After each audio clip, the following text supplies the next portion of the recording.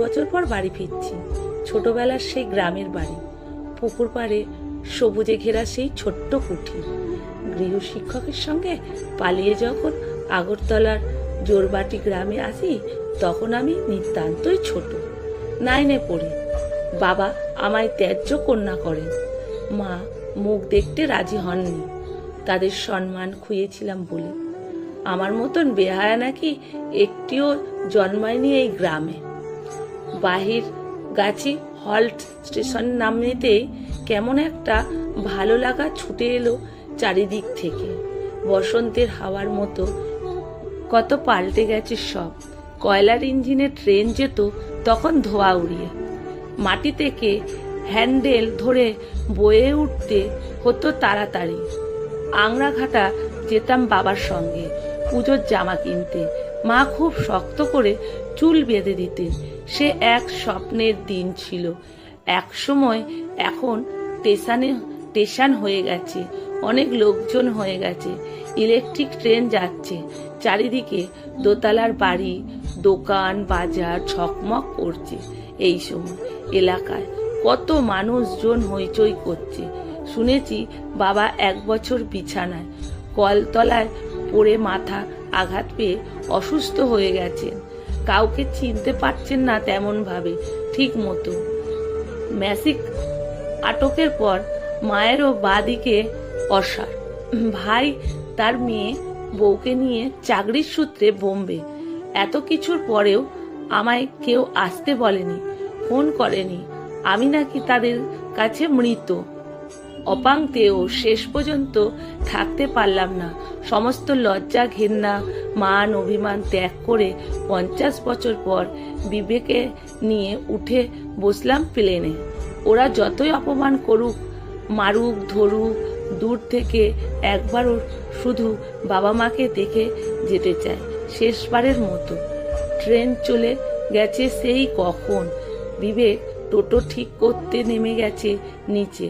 স্টেশনে দাঁড়িয়ে আমি আছি একা। 50 বছরের না দেখা অতৃপ্ত চোখ যেন সবকিছু দেখতে চাইছে প্রাণ ভরে। প্রতিটি গাছের পাতায়, প্রতিটি মাটির কণায় ঘুমিয়ে আছে আমার সব না বলা কথার।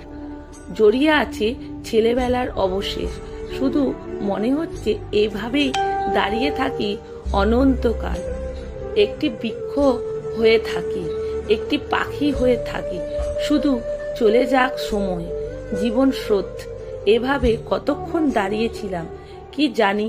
হঠাৎ একজন বৃদ্ধা আমার সামনে এসে দাঁড়িয়ে অনেকক্ষণ দেখে বিস্ময় চোখ গোল গোল করে বলল, আরে লতিকা না? কিরে, তুই ভালো আছিস? মলিন বৃদ্ধাকে চিনতে পারেনি। ফ্যাল ফ্যাল করে তাকিয়ে থেকে শেষে বললাম, ভালো আছি।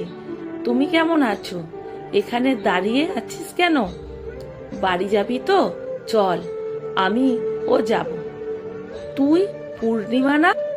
ক্লাস 4-এ থাকতে তোর বিয়ে হয়ে গেছিল, তারপর থেকে তোর সাথে আমার আর দেখা হয়নি। পূর্ণিমা এবার আমায় জড়িয়ে ধরে বলল, চিনেছিস তাহলে? কোথায় ছিলি এতদিন? আসিসনি কেন? বাবা মায়ের ওপর রাগ করে কেউ থাকে? চল বাড়ি চল। এ আমার বান্ধবী ছিল, ছেলেবেলায় খেলার সাথী, একসঙ্গে প্রাইমারি স্কুলে পড়তাম। ক্লাস 4-এ উঠতেই ওর বাবা ওকে বিয়ে দিয়ে দেয় হাঁসখালি। পূর্ণিমা সারাটা রাস্তা একসঙ্গে এলো। বাড়ির গেটে এসে বলল, কিরে, চিনতে পারছিস? সত্যি একদম চিনতে পারিনি। কি সুন্দর হাল ফ্যাশনের দোতলা বাড়ি, নিশ্চয়ই ভাই তৈরি বানিয়েছে। পরে কিন্তু আশ্চর্য, বাড়ির সামনে এত লোক কেন? এরা কি আমায় দেখতে এসেছে নাকি অঘটন ঘটেছে? কাছাকাছি যেতেই হঠাৎ একদল মেয়ে বউ শঙ্খ বাজিয়ে উলু দিয়ে উঠল। হঠাৎ বিবেক আমার পাশেই ছিল।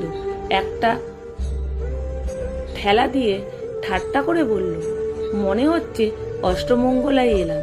কি বলো? আমার চোখে জল এসে গেছিল। দৌড়ে চেয়ারে বসা মায়ের কাছে গেলাম। ডান হাতটি নিয়ে গাল ঠেকিয়ে বললাম, মা আমায় মারো, কতদিন তোমায় দেখি না, বাবা কোথায়? মায়েরও কথা বলার শক্তি প্রায় হারিয়ে গেছে, দু চোখ দিয়ে শুধু জল বইতে লাগলো। এখন সম্বল আঁচলে মুছিয়ে দিয়ে বললাম, চলো বাবার কাছে যাই, আমায় নিয়ে চলো বাবার কাছে। কলমে বাবুরাম মণ্ডল, পাঠে অনিতা ভট্টাচার্য। ভিডিওটা যদি ভালো লেগে থাকে বন্ধুরা প্রচুর শেয়ার করবে। আমার প্রণাম ও ভালোবাসা আপনাদের জন্য।